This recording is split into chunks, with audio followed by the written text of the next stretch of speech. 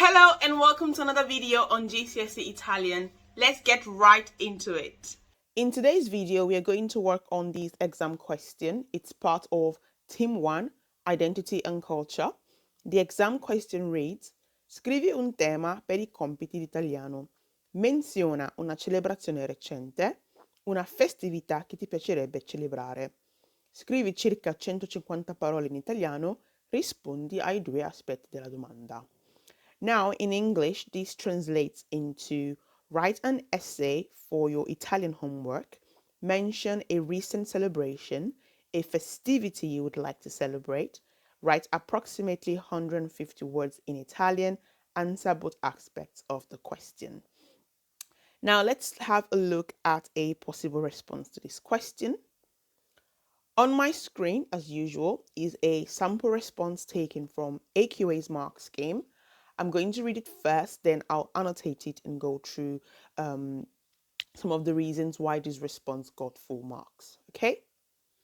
La settimana scorsa è stato il compleanno della mia migliore amica.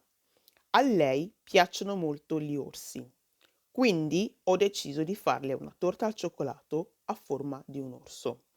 Era una bella sorpresa perché non l'avrebbe mai immaginato. Gliel'ho portata a casa sua perché ha organizzato una festa. Tutti i nostri amici sono venuti e abbiamo ballato e mangiato tantissimo. La mia amica era molto contenta perché ha ricevuto un nuovo tablet dai suoi genitori e adesso può ascoltare la musica facilmente. Se potessi, vorrei festeggiare il Capodanno in Italia perché ho sentito che è una bella festa. Vorrei andare a Roma in un ristorante di lusso dove mangerei dei piatti tradizionali. Dopo vorrei andare vicino al fiume per dare il benvenuto al nuovo anno con i fuochi d'artificio. L'indomani vorrei andare a Piazza San Pietro per vedere il Papa che fa gli auguri per il nuovo anno in tutte le lingue del mondo. Sarebbe fantastico. So, like I always say, do not panic if you think you're not going to be able to write this kind of response. My advice, as always, is to take what you can and make it your own, okay? Let's begin with the annotation. Now, before you begin your writing, before you begin your answer in your writing exam, always make sure you read the task carefully so that you know which tense you should write in. Okay, the first bullet point, for example, requires you to talk in the past tense. In fact, the sample response begins with La settimana scorsa è stato. I'm confident you know what this phrase means. Please write it in the comment section if you do. And by the way, learn how to say last weekend, next weekend, last week, next week in Italian, okay? The best thing about these time phrases is that you can change the order in which they are written. So, for example, la settimana scorsa can also be written as la scorsa settimana, okay?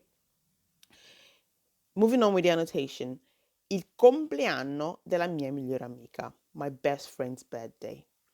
What you need to show the examiner is that you are able to make your adjective agree with the noun, okay, or pronoun you're using.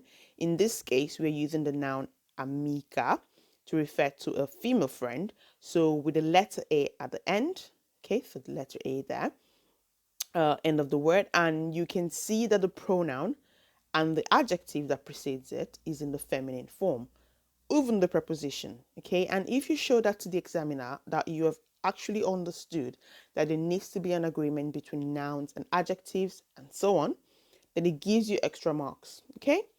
And by the way, please subscribe if you're getting value from this video. Next phrase, a lei piacciono molto gli orsi. She likes bears a lot. In my last video, I talked about molto quite extensively and also talked about the reflexive verb piacere. So I'm going to move on to the next phrase. Quindi ho deciso. Here we have a connective. Quindi means so. Remember, knowing your connectives are important. They help you organize your writing. Try and learn at least 10 connectives that you can include in your exam response. And let me know in the comment section if you want me to do a video on connectives.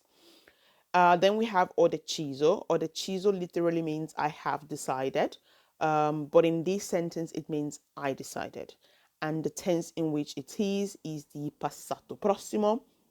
Please learn how to use the passato prossimo. Okay, most importantly, learn how to conjugate the auxiliary verbs to be and to have in the present tense. Why? Because they are going to help you conjugate in the past tense, just as it has been done here. Moving forward, di farle una torta al cioccolato a forma di un orso, to make her a chocolate cake in the shape of a bear. Era una bella sorpresa. It was a nice surprise. You can also say è stata una bella sorpresa. Perché non l'avrebbe mai immaginato. Now, this is where the response starts moving into a higher level. The phrase means because you would never have imagined it. Just pay attention to the order in which it has been written.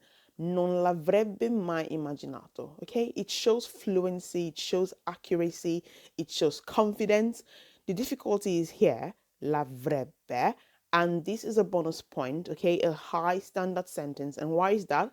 Because you're showing the examiner that you can conjugate the auxiliary verb to have in the past conditional. You know the position of object pronouns, okay, so object pronouns here. And last but not the least, you know that because this word begins with a vowel, okay, we need to drop the O in lo and put an apostrophe instead.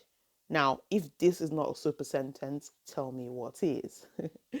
Now, another high level sentence is the next one. Gliel'ho portata a casa sua perché ha organizzato una festa.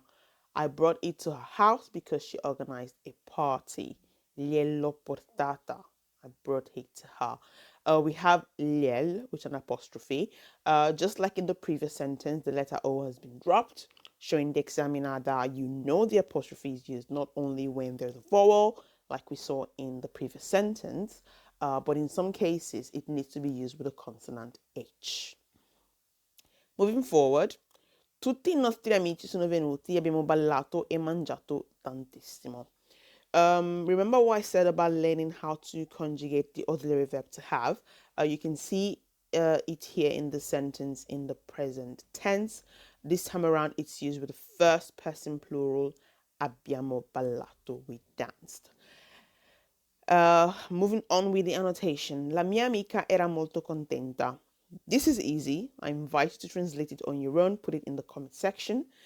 Perché ha ricevuto un nuovo tablet dai suoi genitori? Because she received a new tablet from her parents. E adesso può ascoltare la musica facilmente. And now she can listen to music easily. Here we have an adverb of time. Adesso. Now, what would be good for you is to have a list of all the adverbs of time that you can use in your answer, whether it's your writing or speaking exam. Some few examples are adesso, dopo, presto, and so on and so forth. Okay, so learn them because you will need them. Okay, then they will come in handy in your exam, whether it's speaking or listening. So I'm going to stop here with my annotation. If you want me to annotate the second paragraph, please drop me a comment and I can do a part 2 of this video. Okay, so that's the end of the video. I hope you found it useful. If you want to learn more about GCSE Italian, make sure to subscribe to my channel now. Not later, not tomorrow, now.